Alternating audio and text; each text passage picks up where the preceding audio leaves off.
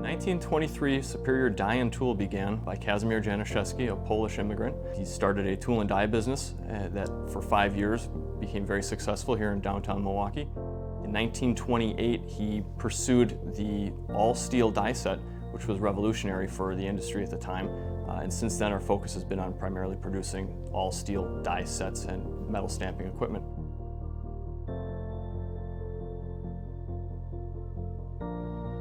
In 1982, we ventured into the injection mold industry. There were so many synergies between our component line and our steel processing capabilities that we branched out and became a multi-industry company.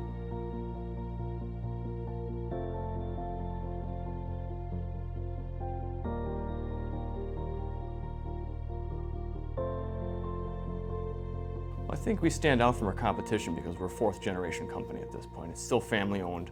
We have not turned into an international conglomeration. We've stayed true to our focus, being family-oriented and focusing on the employees and creating an environment that our employees want to stay in.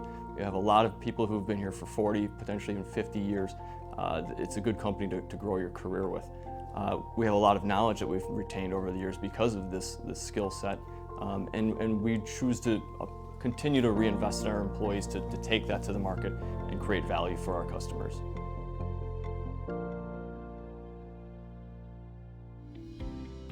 We started the market research a little less than a year ago. Really, as we've been going through our own lean transformation and really asking difficult questions amongst ourselves to discover what our pain points are, we began talking to our customers and figured out what are critical to quality for them to succeed.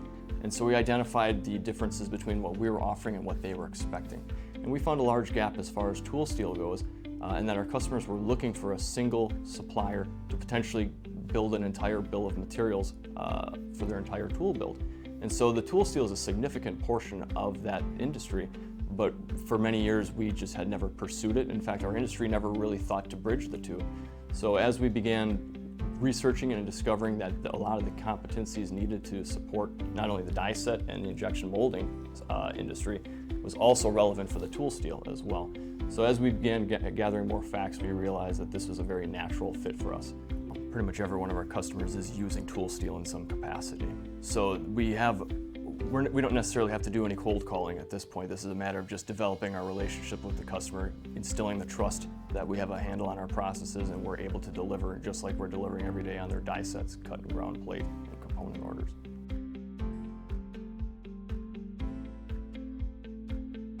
We try not to think of our customers as being just a one-and-done customer. We've been in business for a lot of years and we really develop relationships with our customers, many of them going 50, 60 years back.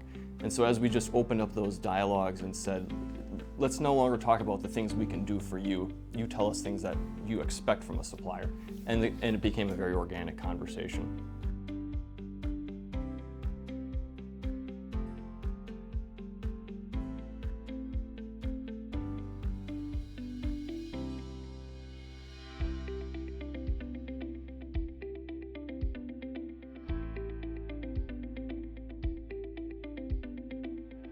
We had a lot of help on the front end, understanding our needs from Cosen. As we went through our expectations of how we expected the department to be operating, we received a lot of advice, a lot of recommendations as far as gearing the right machines for the right fit. I mean, if you're going to look at any sort of business procedure, you have to have repetition and reliability in your machine tools and your operators and just overall consistency. We've been pushing the saws very hard since we've put them online. And so far they've delivered every single time. And we've been able to look at our KPIs and our metrics and the way we gauge our success, and we keep coming back to saying, well, we don't have to worry about the saws.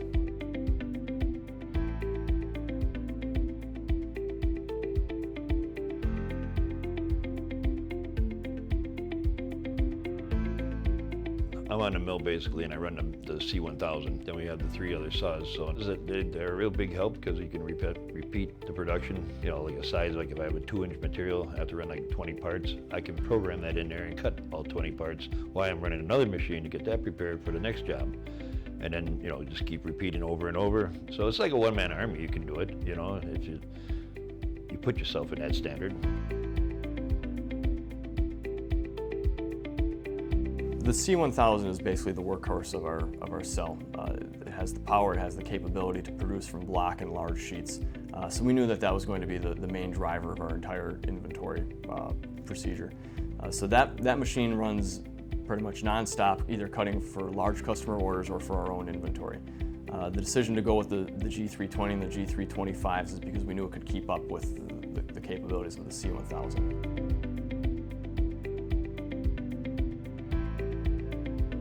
To be able to begin producing on day one after training is absolutely the best benefit. The barcode scanning is a game changer for us. We're approaching production saw cutting as being as hands-off as potentially it can be. Human error does take place when you're programming machines. Having to go back and manually type things in costs time and ultimately money. So we looked at that as being a major efficiency to be able to offline create our barcode, which has our set programs, scan it and go. So that's really simplified the process for us, especially being an upstart.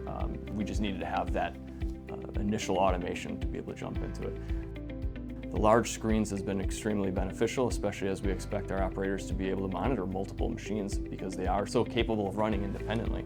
The long term, to have the capabilities of the IIoT 4.0, we know that that's a technology that we're going to be utilizing within our shop, so to know that the saws are ready for that just gives us faith that Cosen is going to be continuing to support them in the future. I'd have to say it's the quality of the machines and the training, and from there on you just grow to understand more and more to it, and that's when we bring a new guy in, we try to teach him all the different areas and work with them, and you'll find out if a guy does get the system.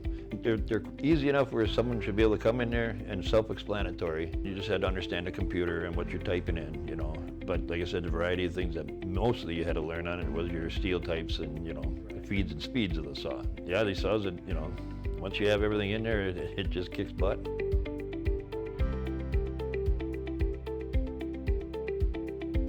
We're so engaged in different industries that the tool steel is a small part of it, but by the end of the year we expect this to be potentially 10% of our revenue stream.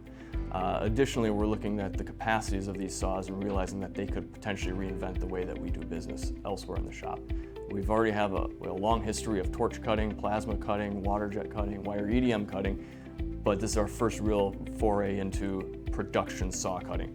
And so now that we've been putting these machines through their paces, we realize that this is definitely a machine tool that could really reinvent some of our current procedures. I would come back to Cosen because of the support that they've given us. Features on paper are always impressive, but to see it delivered and to see the support, to have technical expertise at a quick phone call or a quick email, we've seen that, we've challenged it, and Cosen's performed on every inquiry. It was a blessing and a curse to basically have a new division because it's a clean slate. So there's not any of the previous history or bad habits that we've developed, but at the same time it was an opportunity to start from scratch and say what is an ideal operating set of procedures. If we had to start the division over, which essentially we're doing, we're starting from scratch, what is everything we expect to be in place to succeed?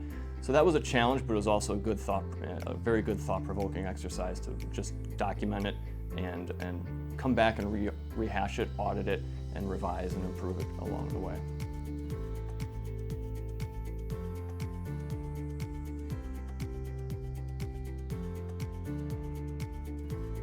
The short-term goals is just understanding the expectations of the customers. Every customer operates their tool and die business in a different manner, and there's nuances, and it is really on us to understand what their needs were to make sure that we're fulfilling it in a very timely and responsive way. This industry is dependent upon quick lead times and quick deliveries, so there's a little bit of an element of sink or swim when you first begin taking orders. But as you get comfortable with the equipment and you start running production, you start finding a rhythm and going from there. Long term, we expect to be able to branch this out into other industries, including forging, injection molding, and various other metalworking industries. It's important to us that going into the future, we are a partner of choice to our customers. There's plenty of competition that people can choose from, but we want them to understand that we have their interests at heart. Our goal is to create value for them so that they can succeed and really have them choose to come back to us and grow with us into the future as well.